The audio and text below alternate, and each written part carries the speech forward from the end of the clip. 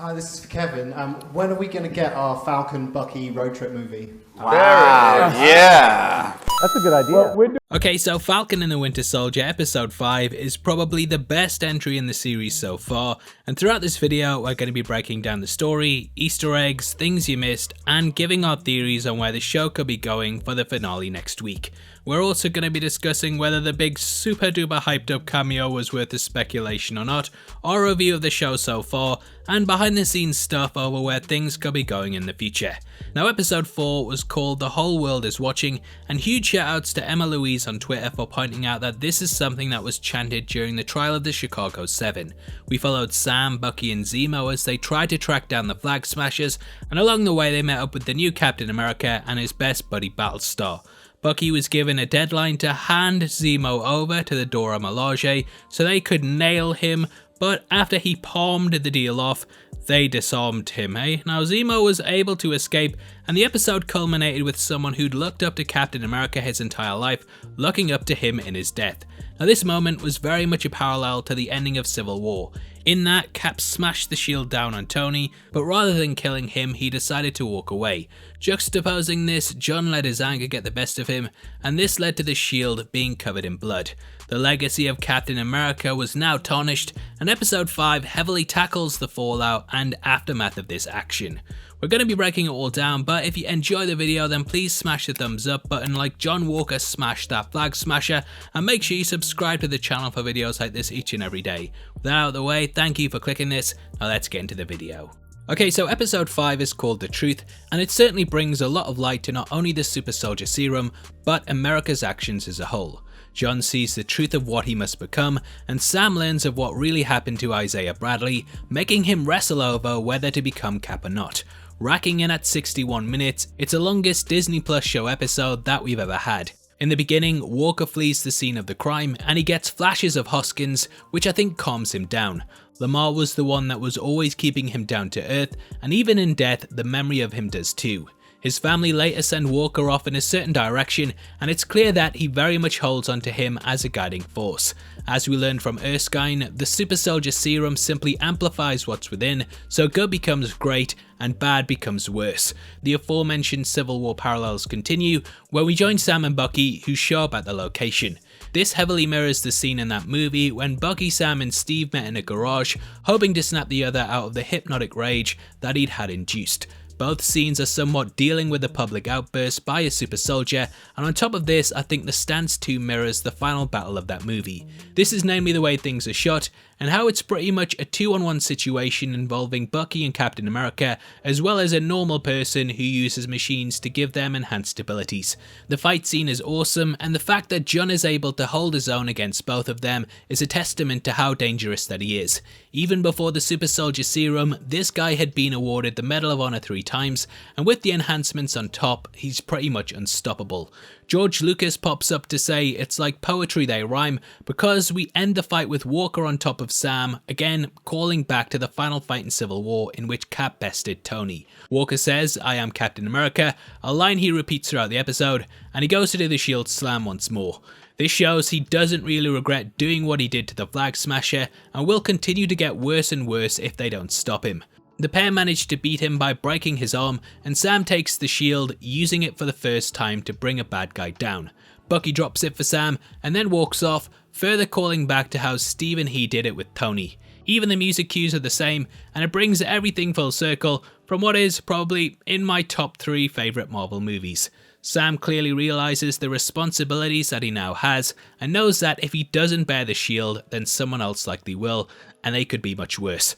Torres returns, and this character has been pretty absent in the series so far, but in the comics he actually becomes the Falcon when Sam becomes Captain America. Thus, him taking a shine to the wings and Sam saying keep him does foreshadow his eventual arc. Back in Washington, Walker is stripped of his title and authority as Captain America. Due to his service to his country, he's not recommended for court-martial, but his life in the army is clearly over. This is a man that gave everything he could, and the second he made a mistake, he was thrown out faster than James Charles at a high school disco. He and his wife have a conversation that very much mirrors the first one we saw in episode 2, but instead of being there for him as he starts his career, she's now there after it's over. Not long after, they're approached by Valentina Allegra de Fontaine, who you may know by her villain name moniker, Madame Hydra. In the comics, she's a pretty big antagonist that started her career working with S.H.I.E.L.D. before moving on to bigger and badder things. I'm guessing that in the MCU it will be revealed that she was part of S.H.I.E.L.D., and then when Hydra rose up, they sunk their claws into her. Though this wasn't one of the big names that a lot of people were theorising, I think that comic fans will go crazy over it as she's such a cool character in the source material. This definitely shines across with her personality, and though I know a lot of you wanted people like Wolverine, I thought it was going to be Goldie Hawn, so it looks like we're out here taking more L's than Shane Dawson. She definitely has a big personality, and the actress Julia Louis-Dreyfus is someone that you may recognise from Seinfeld, Arrested Development and Curb Your Enthusiasm. According to the Black Widow wiki, she's in that film too, so expect to see her again at some point in the MCU. Another interesting thing is that her business card has nothing on it, further hinting to how hidden away Hydra is at this point. The last time we saw them was in Ant-Man when they stole Cross's pin particles, so they are definitely out there and ready to make a comeback. Now the comic version of John Walker has some similarities to what we've seen in the show so far, but also some big deviations that I'm going to be discussing. Jonathan Walker, to give him his full name, was born in Custer's Grove, Georgia, where he grew up idolising his older brother Mike because of his service in the army. At this young age, John only saw the good in war, and because of heroes like Captain America, he didn't really consider the downsides. However, it was revealed that Mike suffered from PTSD, and one night he burned the house down by accident, which racked him with guilt. Mike took his own life not long after, but John's parents lied to him and told him that he died in combat. John wanted to live up to his brother's memory, and from here he enlisted. Sadly, because of his brother being put on a pedestal in his own mind, John didn't believe that he lived up to his memory, and thus he ended up undergoing the Power Broker process, which gave him super strength. Walker became Super Patriot, which is something that's been skipped over in the show, and under this moniker he publicly discredited Captain America. He staged attacks and was genuinely a bad dude that wanted to terrorize the public into believing that Cap wasn't doing a good job. However, things changed, and after Cap put down the shield, Walker picked it up and became a more violent and vengeful Captain America. Alongside Battlestar, he brutally beat people up and badly burned the characters left winger and right winger, showing that he was far more aggressive than Steve ever was. Now, an important thing in this arc is that it was actually the death of his parents that sent him off the deep end and not Battlestar. Eventually, Steve ended up coming back as a character called Captain. He took back the shield and Walker's death was faked. He re-emerged as US agent in a black and red variation on the costume and has pretty much become an anti-hero in the comics. Now, whether intentional or not, huge shoutouts to Beyond Epic, who pointed out that Walker's uniform was missing the white that we typically saw with Steve's. This is normally a colour of innocence, hinting to us this entire time that he's not a good guy. Now the episode ends with him creating his own shield, likely symbolising that he's going to become US agent. I'm guessing at some point down the line he will work with Madame Hydra, and potentially they could even fake his death in the show, but that remains to be seen. It's very interesting and does line up with certain things, but obviously let me know your thoughts below. The Flag Smashers return to the refugee camp they were hiding out at and find that the place has been cleared out by the GRC. A flyer states that they had accused them of harbouring terrorists, which Carly takes personally, even though it is kind of the truth. At this point, much like Walker, she sees herself as being beyond and above the law, and rather than seeing how her actions simply lead to more loss, she decides to enact her plan.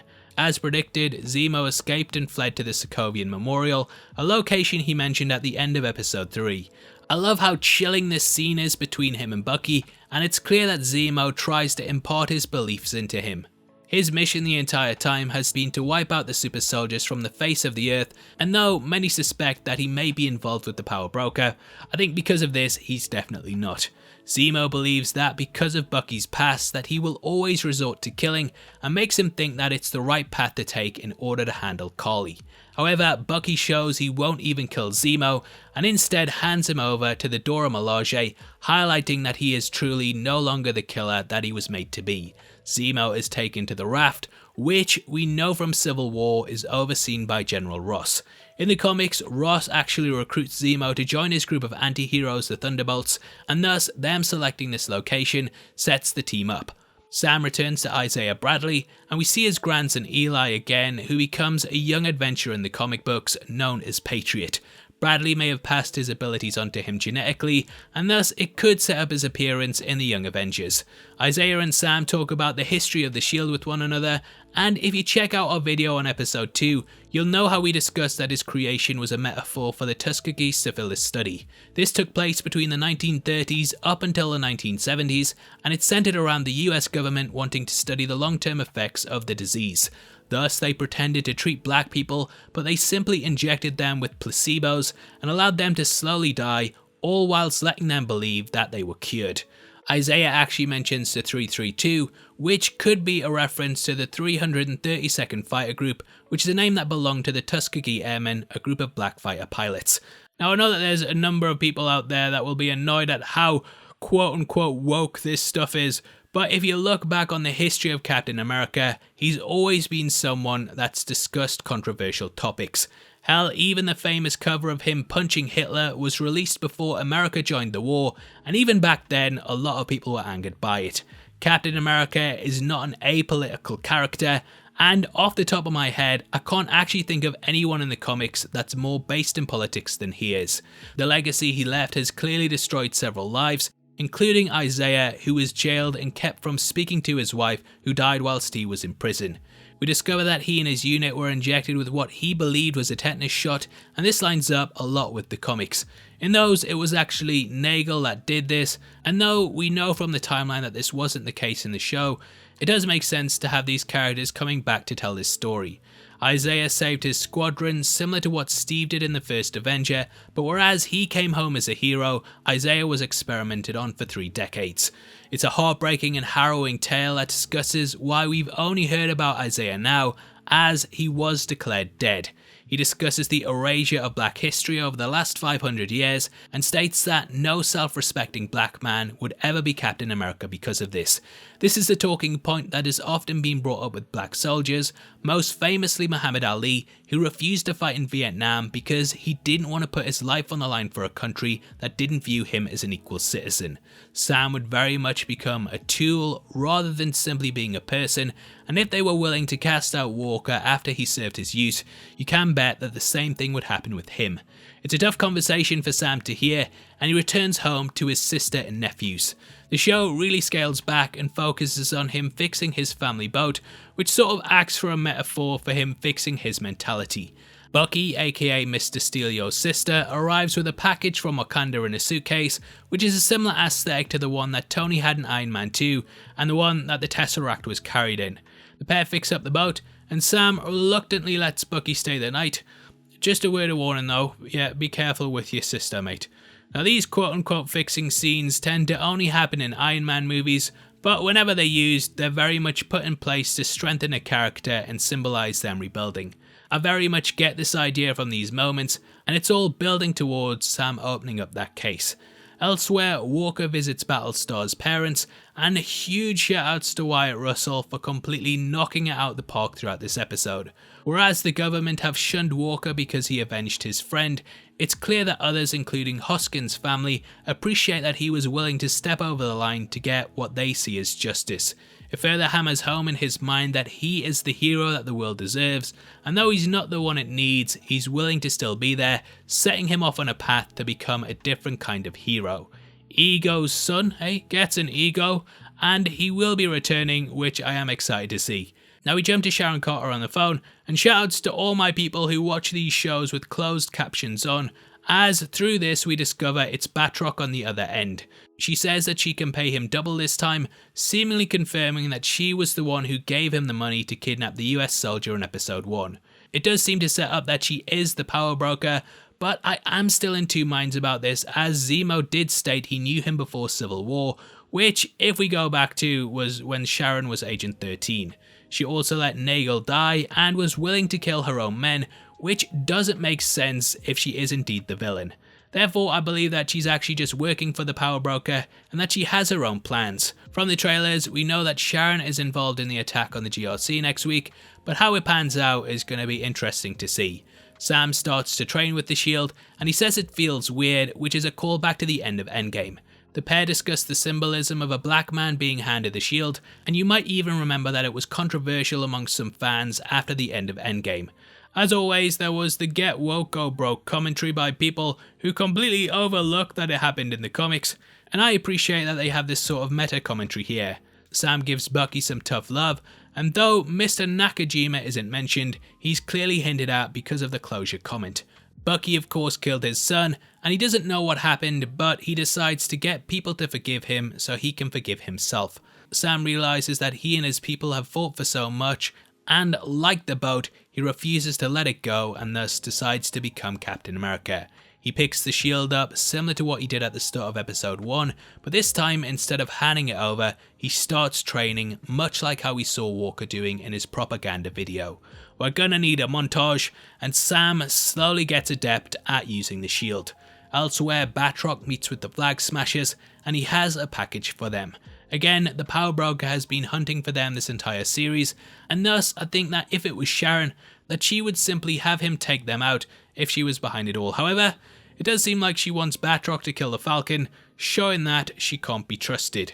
He supplies them with weapons, and Carly calls together the People's Army of the Flag Smashers to launch their attack in New York. They plan to destroy the GRC during the Patch Act vote, and through Torres we discover that because they didn't use a VPN, that Sam now knows they're in New York.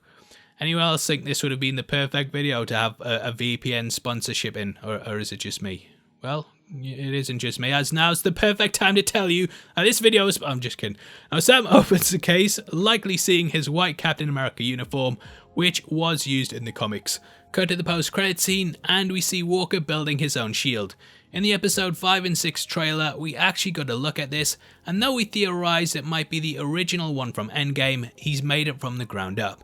This welding and hammering scene is very similar to the one at the start of Iron Man, and hey, if Tony can have a path of redemption through this, then there's no reason that Walker can't either. I love this moment, and seeing him put his Medal of Honor into the shield itself shows that he's now ready to bring forth a new kind of hero. I think that next week he and Sam will actually team up with one another, as Sam of course dealt with vets before becoming Steve's friend, and if anyone can help Walker, then it's gonna be him. Either way, it was a great episode, and I can't wait to see what happens next time. Now as for the episode itself, I have to say that this, in my opinion, is the best one, and according to the series writer, it's also the one he's most proud of. We may have peaked before the finale next week, but either way, I thought this was a really enjoyable entry.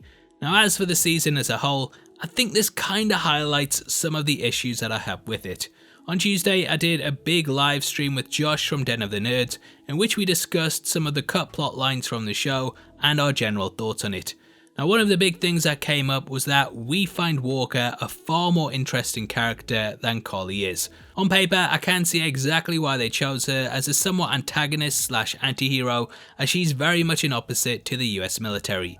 You have this young, meek and almost very shy girl, which is completely the other end of the spectrum to the might and entire armada that are hunting her down. It's very much the people versus the institution, and I can see how, when they were scripting this, that they decided this is what the character should represent. However, I just don't find her that charismatic, and because of this, it's difficult for me to see why people might decide to follow her. She just doesn't feel like a leader to me, and this may be because we know that several plotlines were cut from the show because of the pandemic. Apparently there was a big virus plot, which is why we had a bit about the Flag Smashers stealing vaccines, and also Mama Donya dying from a disease. According to the leaks, this wasn't actually TB, and the character had a far more fleshed out role, which was meant to make us feel the impact of her death a lot more.